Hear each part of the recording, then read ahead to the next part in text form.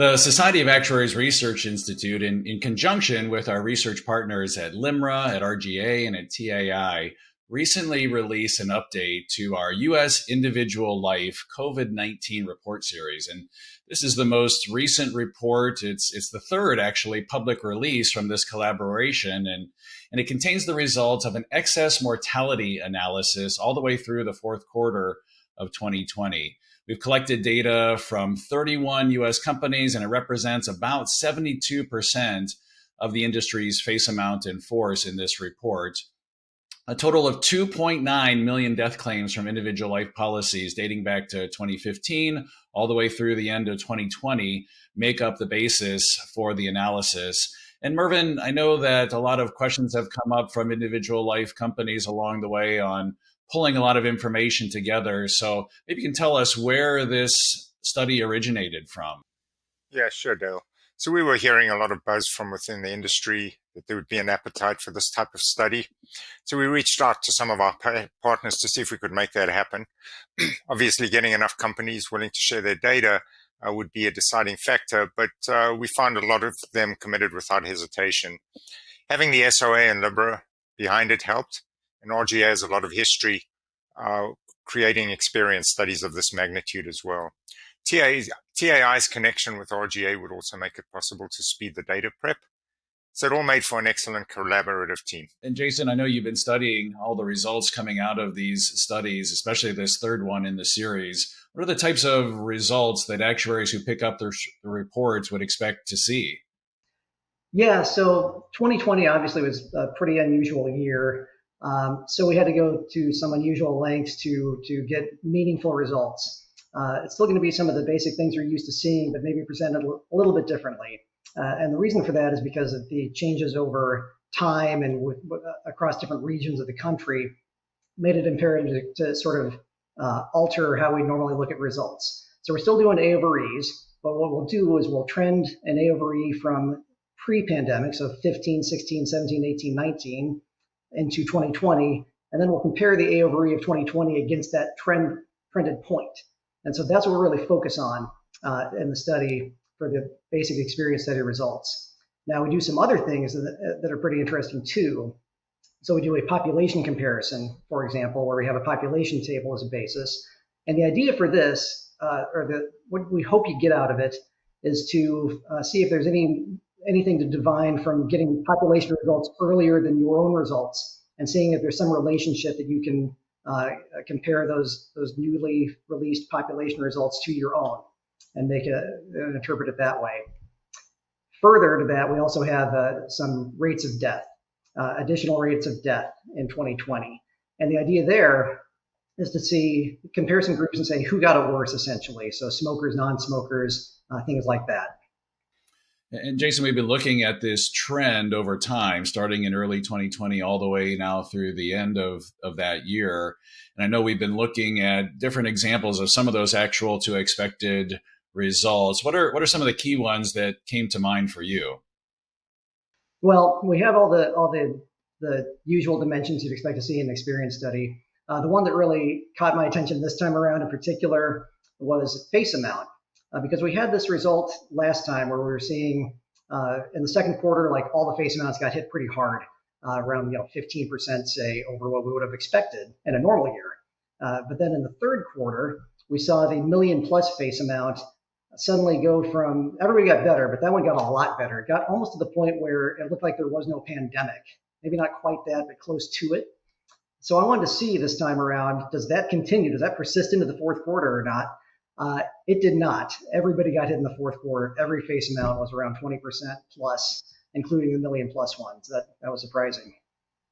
So that high face amount band, which you would normally do more underwriting. Of course, many of these policies may be, a decade or more post underwriting, but potentially higher incomes, higher education levels, things like that in those face amounts. But yet the pandemic really getting into individual life books of business across the board there in the fourth quarter.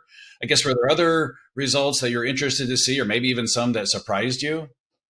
Well, yeah, both really.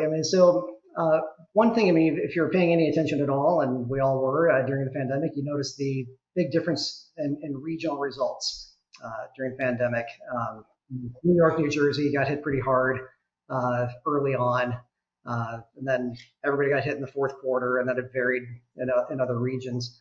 So what really struck me was our results very much reflected that. But it's a really important result because even though all these companies are selling nationally, companies generally do a little bit more business where they're headquartered. So a company that sold the same amount of business that's based in New York probably had an extremely different experience over the course of 2020 than a company headquartered in like Nebraska, for example. So that was one thing that I would keep in mind. That's an important result that you can see in the report. Another one that got my attention was just with the added deaths. So we look at those QXs I talked about. So it really struck me, the smoker and non-smoker. I expected to see, based on everything I heard and read, smokers are probably going to come out a lot worse in terms of if we standardize and look at this stuff, right? They didn't. It was a little bit worse, but not terribly. So then when I saw that result, it immediately made me think, well, preferred and standard, we're going to see the same thing. Everybody got about the same if you standardize. But that was not the case. Preferred came out a lot better than standard did in the study. So I found that kind of surprising that those didn't match up a little bit better. Jason, what I really like about the report too, I really like to get down into the data and play around with it. And what I enjoy doing with this particular report and some of the other ones is looking at this Tableau tool to look at different data in different ways. What are some of the things that are good to know about this Tableau tool that people can use on the SOA website?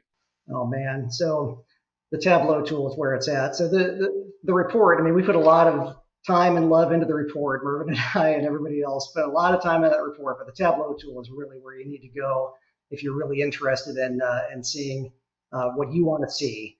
And I say that because the Tableau tool, it's got the numbers in there. It also has those trends, which are very important in this to when you start breaking it down and start looking at finer and finer details, you'll see, does this make sense? Is 2015 to 2019, is this a trend that's meaningful? Then when you compare 2020 to it, you can say this means something or it doesn't. And it's up to you. You don't need me to tell you that.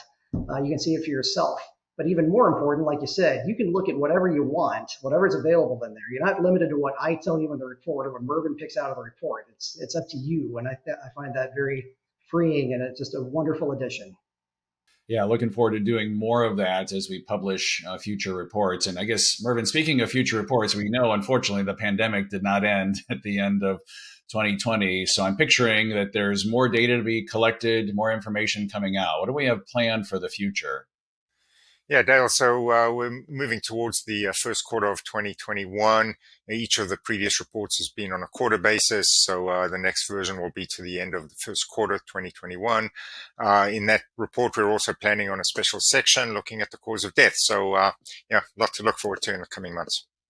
Sounds good. Looking forward to it. Well, Mervyn, Jason, thanks a lot for stopping by to discuss and highlight this U.S. individual life COVID-19 mortality experience study, especially focusing on the fourth quarter 2020 data.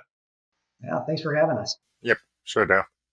And those of you watching in, if you have any feedback or questions about this particular report or anything that comes out of the SOA Research Institute, please feel free to contact us. Send us an email at research@soa.org. This U.S. individual life COVID-19 mortality experience study can be found on the SOA website. Just go to soa.org, click on the Research Institute, look under our mortality and longevity tab and experience studies, and you'll see it among the different individual life mortality reports that we have there. Thanks for joining us today to learn a little bit more about the projects from the Society of Actuaries Research Institute.